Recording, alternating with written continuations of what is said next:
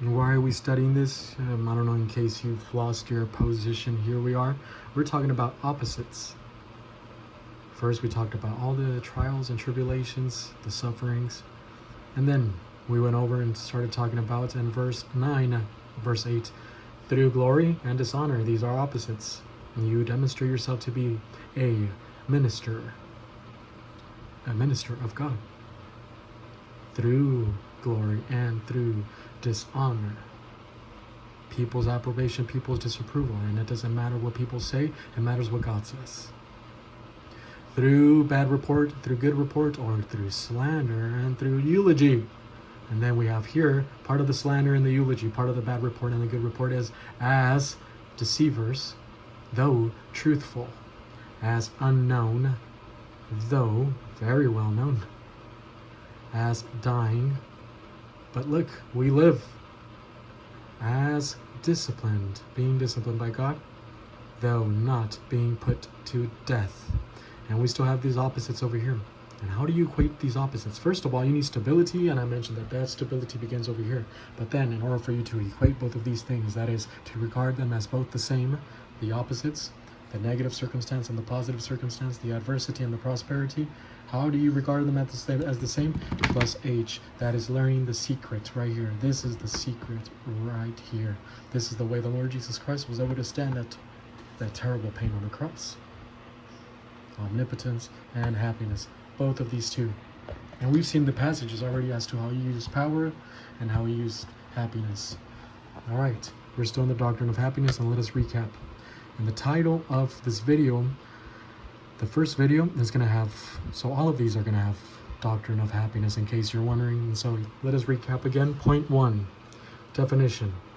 Happiness is defined as a state of well-being in In the English, happiness is synonymous with welfare and prosperity.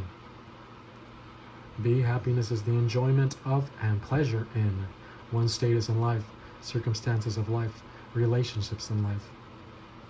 C, it's another word for intense happiness. Felicity denotes intense happiness. Beatitude connotes supreme felicity. I guess this is the utmost. And in Spanish is bienaventuranza. And I think that's also what it means. I need to look it up. There are degrees of happiness, just as in this life there are degrees of happiness. In heaven there's going to be degrees of happiness. Just as when you arrive at gate 5, you're happy, but it doesn't compare to those who are in gate 8, the happiness that they have. Just as when you learn doctrine and you're advancing, you're happy already. And wow, you're having a great time. But it does not compare to when you reach gate 5. And once you reach gate 5, you're happy, even though sometimes you don't know it because of providential preventative suffering. But you're happy. But that does not compare with gate 8. So, D, blessedness, refers to happiness related to God and his plan. E, so, happiness becomes a state or quality of being happy. F, happiness in its full extent is the utmost pleasure we are capable of enjoying. Generally, therefore, happiness connotes our welfare, enjoyment, comfort, and security. G, happiness is also an awareness that one's status is highly satisfactory, therefore being in a favorable condition, advantageous circumstances, etc. This is where we left off. Now we're on point 2. Excuse me. The relationships of happiness. And so these are verses in the Bible that talk about happinesses. Happinesses to those who do this. Happiness to those who advance in the plan of God. Point 2, relationships and happiness. A, happiness related to the right woman because of relationship with God. Psalm 128, verses 1 to 4. Do I have these verses here? I suppose I do. 128. Yes, I do. Look at this. Look at this wonderful passage. Fear of the Lord. This implies maturity, okay? Not just because you're scared of God and being scared of punishment, does that mean that you have the real fear of the Lord, even though that might be the beginning of it. Might. Blessed are all those who fear the Lord, who walk in obedience of him. Well, literally is to those who walk in his ways, in his system. Point 2, you will eat the fruit of your labor. Blessings and prosperity will be yours. This is that you're going to have enough. God's logistical grace is going to provide just the right amount, And if you go to super grace, then obviously you're going to have a lot more prosperity. Look at verse 3. Your wife will be like a fruitful vine within your house. Your wife will be like a fruitful vine within your house. What does it mean? Is it talking about children? Oh, she's going to be a fruitful vine. No, it's talking about her response. She's going to be extremely responsive to you, to your initiation, and you're going to make her shine. You're going to make her glow. You're going to express and bring out the best in her. Everyone's going to be able to notice that. And this is her, because we assume that she has Bible doctrine, which is the reason why she's able to respond so well. But yes, within your house. A wife is just like children. A wife is either she brings happiness to you or extreme misery. It's almost like there's nothing in between. The children as well. I think that's a little bit worse. Either they bring to you happiness or misery. Nothing in between. And so the wife, if you have a responsive wife, then it's a wonderful thing. It's a blessing to you. And you become the best of yourself also as a man. And your children will be like olive shoots around your table. Now the olive you have to crush. You have to crush in order to get that olive oil. And so, these are olive shoots. These children, they're going to bring happiness to you. You molded them to the ways of God. And obviously, God provided with his power as well to mold these little monsters. Especially nowadays, they're so high on dopamine from the tablet and all social media that it's really hard to mold them. But this is no big deal to God. Get the child in the system, begin to teach them doctrine, and keep doing so all the way till the age of 16, 15. Once they're already teenagers and they're making their own decisions and your influence over them is limited, then you can for sure stop forcing them to go to Bible class. Your children will be like olive shoots around the table. Yes, this will be the blessing for the man who fears the Lord. This is maturity, fear of the Lord. This is not just fear in terms of being scared, it's fear in terms of respect, reverence, honor. All right. I took longer than expected here. B, happiness is related to adversity. 1 Peter chapter 1, verses 3 and 14. And so adversity, the pressures that we encounter, you could be completely happy amidst the adversity. See, happiness is related to gap.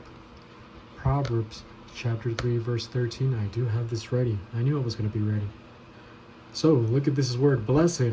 And so this is the word ashereh, which does mean blessed, but it's happiness inside of the plan of God. Happiness as a product of being inside of the system, inside of the plan of God. Blessed is the man, Adam. Adam means man. The man finds matzah, who finds chokmah, finds wisdom. And this is metabolized Bible doctrine inside of your soul that you can apply.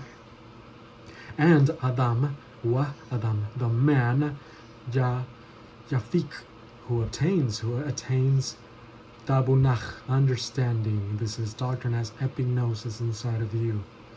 It helps you understand more because it's inside of your frame of reference. And then verse 14, in case, for she is more profitable. This is a personification of Bible doctrine as a woman. For she is more profitable than silver and yields better returns than gold. In other words, you are rich. If you have Bible doctrine inside of your soul, you are rich. It's more profitable than all the dollars for you money hungry types. So if you're money hungry, but you still have a little bit of positive volition, keep learning Bible doctrine and stop focusing on money. Now, next point. I'm taking a little bit too long. It doesn't matter. C is related to gap. Proverbs chapter 3, verse 13. Okay. D, happiness is related to the grace function. Proverbs 14:21. Do I have this one right here? I do. It is a sin to despise one's neighbor, but blessed is the one who is kind to the needy. Needy, be careful with this, because it's not just simply talking about the poor, even though it does include the poor.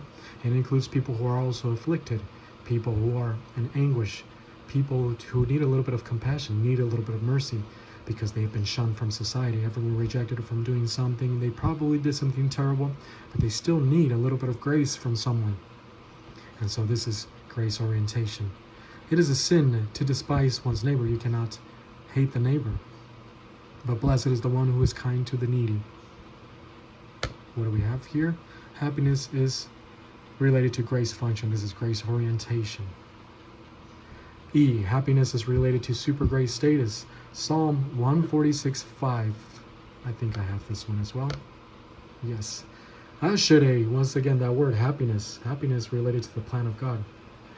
Blessed or happiness are those whose help is the God of Jacob, whose hope, this is confident expectation, all the way to maturity, is in the Lord their God. Al Yahovah Elohei Elohawa. So yes, Sabaro, save it, the hope. Okay. And now, so Psalm 146:5, Proverbs 16:20, Proverbs 28:14, 28:14. F, happiness is related to a clear conscience. Romans chapter 14, verse 22. I think this one's worth looking at, because you might wonder once, as you advance in Bible doctrine, and you see unbeliever types who seem content, who seem to have some sort of happiness, and you start examining them a little bit without intruding on the privacy, by the way. You start examining them and just analyzing them from far away, and you say, so what's up with this unbeliever? Why is he content? Why does he have some sort of neutral H, as we call it? Well, it's because he's true to his conscience. This produces a contentment, a legitimate human happiness. We call it neutral H because it does not compare to the happiness of God. But yeah, neutral H, it is happiness. When you are true to your conscience, when you don't break your conscience and produce all these other disorders and all this cognitive dissonance or whatever, if you don't have a guilt complex, you are completely happy. This is why whenever you run into a moral type, and I'm not necessarily talking about the self-righteous moral type, I'm just talking about a person who is moral. He's well-behaved.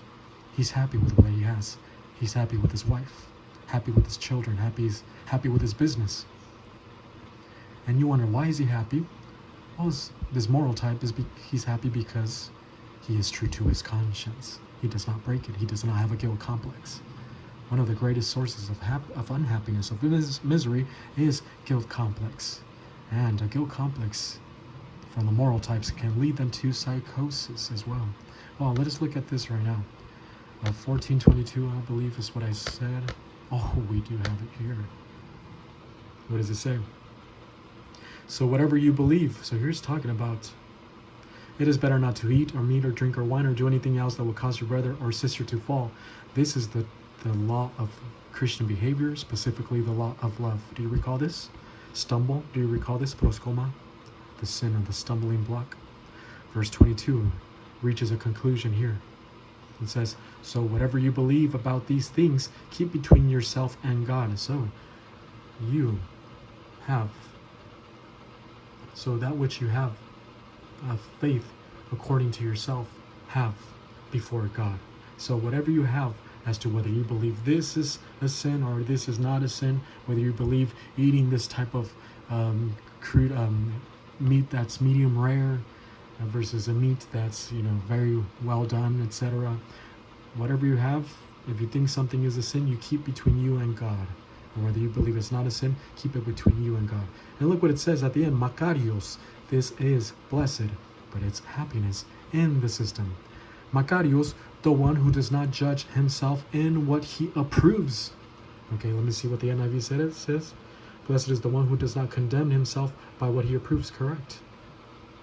Makarios, and the articular participle, he who does not krinon, does not judge, does not condemn. Eauton, this is the reflexive, does not. Blessed is the one, or happy is the one who does not condemn himself in what? Dokimatse, what he approves for the purpose of approval.